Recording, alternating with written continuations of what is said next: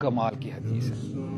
اللہ تعالیٰ فرماتے ہیں یبن آدم، اے میرے بندے، اے آدم کے بیٹے، تو جب تک مجھے پکارتا رہے گا اور مجھ سے امید کرتا رہے گا، میں تجھے تب تک معاف کرتا رہوں گا ولا ابالی، اور مجھے کوئی پرواہ نہیں ہوگی۔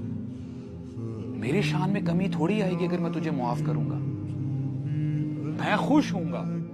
اور مزید اللہ تعالیٰ فرماتے ہیں یابن آدم لو اتیتنی بقراب الارض الخطایا ثم لقیتنی، اے میرے بندے اگر تو میرے پاس آئے زمین بھر جائے تیرے گناہوں سے، لیکن پھر بھی تو میرے پاس آئے، لیکن ایک کنڈیشن ہے، لا تشرک بی شیئا، بس میرے ساتھ شرک مت کرنا، یہ میں برداشت نہیں کر سکتا۔